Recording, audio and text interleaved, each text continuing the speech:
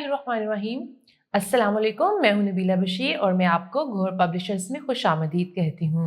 Our slogan is redefining the geography of education through digital resources for conceptual learning. Dear students, इस video में हम skill up वाक़फ़े त्यामा class 3 का chapter 14 ज़मीन और खला का जायज़ा करने वाले हैं। और जायज़ा आपने अपनी किताब पे हल करना है और जिन सवालात के जवाबात लिखने हैं उसके लिए आपने नोटबुक का इस्तेमाल करना है। तो चलिए जायज़ा शुरू करते हैं। जी बच्चों, जायज़ा हमें पेज नंबर 134 पर दिया गया है। ज़ुबानी सवालात के जवाबात दें। सूरज सितारा है, यहाँ सयारा, तो बताएं सूरज सितारा है। सवाल नंबर 2 है, निज़ाम शमसी में सूरज से कुर्बत के लिहाज से ज़मीन का कौन सा नंबर है? याद है मैंने आपको बताया था, निज़ाम शमसी में सूरज से कुर्बत के लिहाज से ज़मीन का तीसरा नंबर है। दोपहर के वक्त साए छोटे क्यों बनते हैं? दोपहर के वक्त सूरज सबसे ज़्यादा ऊंचाई पर होता है, इसलिए साए बहुत छोटे बनते हैं। ज़मीन के किस हिस्से पर रात होती है? ज़मीन का जो हिस्सा सूरज के सामने नहीं होता वहां रात होती है। सवाल नंबर 5 है, सूरज किस सिमत से तलू होता है? सूरज मशरिक से तलू होता है। सवाल नंबर 6 है, आपका स्कूल आपके घर से किस सिमत में है? तो आपने डायरेक्शन जाननी है। मशरिक में हो सकता है, मगरिब में हो सकता है, यह आपने खुद बताना है। सवाल नंबर 7 है, सूरज के करीब तरीन सियारे का क्या नाम है? तो क्या आपको याद है? सूरज के करीब तरीन सियारे का नाम है मरकरी। सवाल नंबर 8 है, पौधे सूरज की रोशनी किस तरह इस्तेमाल करते हैं? पौधे सूरज की रोशनी अपनी खुराक तैयार करने के लिए इस्तेमाल करते हैं। सवाल नंबर 9 है, क्या सूरज जमीन के गिर्द घूमता है? जी नहीं, सूरज एक सितारा है जिसके गिर्द हमारी जमीन घूमती है। सवाल नंबर 10 है, जमीन कितनी देर में अपने महवर के गिर्द चक्कर मुकम्मल करती है? तो आपको याद होगा कि जमीन 24 घंटों में अपने महवर के गिर्द एक चक्कर को मुकम्मल करती है। अब हमारे पास है ज़हनी आजमाइश। लोग शदीद गर्मी के दिनों में दरख्तों के नीचे क्यों बैठते हैं? सोचे जरा। क्योंकि दरख्त साया फराहम करते हैं और सायेदार जगह ठंडी होती है। अगला सवाल है, अगर सूरज ना हो तो जमीन पर मौजूद जानदारों का क्या बनेगा? अपने ख्यालात वजूहात दोस्तों को बताएं। अगर सूरज ना हो तो जमीन पर मौजूद जानदार ना फलते फूलते और ना जिंदा रह पाते। अगला सवाल है, बगैर घड़ी देखे आप कैसे बता सकते हैं कि इस वक्त दोपहर का वक्त है? जी, दोपहर के वक्त सूरज सबसे ज्यादा ऊंचाई पर होता है, इसलिए साए बहुत छोटे बनते हैं। अगला सवाल है, किसी जिस्म का साया सूरज से किस सिमत में होता है? उसकी मुखालिफ सिमत में होता है।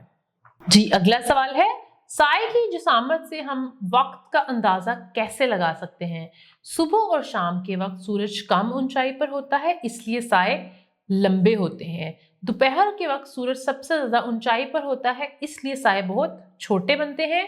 सुबह के वक्त सूरज मशरिक की सिमत में होता है, इसलिए चीजों के साए मगरिब की जानिब बनते हैं। शाम के वक्त सूरज मगरिब की सिमत में होता है, इसीलिए किसी चीज का साया मशरिक की सिमत में नजर नहीं आएगा।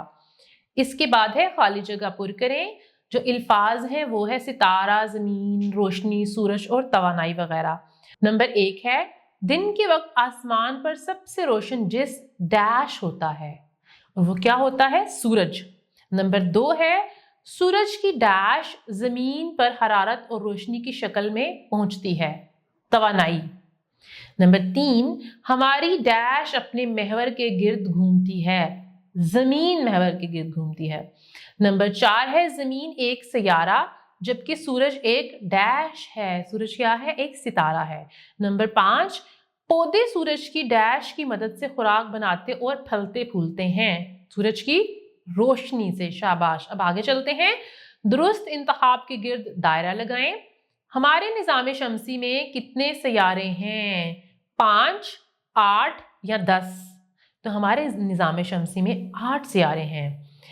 दिन और रात बनते हैं जमीन के अपने महवर के गिर्द घूमने से, जमीन की सूरज के गिर्द गर्दिश से, जमीन के चांद के गिर्द गर्दिश से। तो जमीन की अपने महवर के गिर्द गर्दिश से।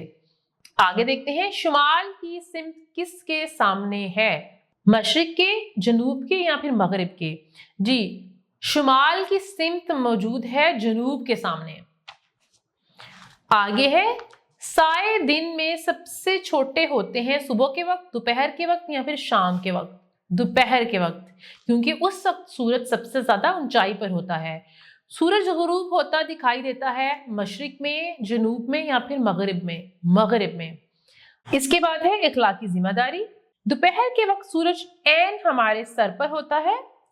इस वक्त इसकी शिद्दत आमतौर पर ज्यादा होती है। मौसमी गर्मा में आपको लू यानी हीट स्ट्रोक लग सकती है। घर वालों और दोस्तों को बताएं कि बाहर निकलते वक्त सर क्यों ढांप लेना चाहिए। अब हम आगे चलते हैं, सवालात के जवाबात दें। नंबर 1 है, सूरज हमारे लिए क्यों अहम है? तो इसका क्या जवाब है? सूरज की हरारत जमीन को गर्म करती है। सूरज की रोशनी की मदद से इंसान और जानवर अपने इर्द गिर्द मौजूद अशिया को देखते हैं। सूरज की रोशनी की मदद से पौधे फूलते फलते हैं और जिंदा रहते हैं। सूरज की तवानाई को शमसी प्लेटों यानी सोलर पैनल की मदद से बिजली में तब्दील किया जा सकता है। सवाल नंबर 2 है, निज़ाम शमसी क्या है? इनके सियारों के नाम लिखें। सूरज और इसकी गिर्द गर्दिश करने वाले 8 सियारे मिलकर निज़ाम शमसी बनाते हैं और आपने क्या करना है, इसी ऑर्डर में उनका नाम लिखना है। जैसे सूरज के बाद सबसे पहले क्या आता है?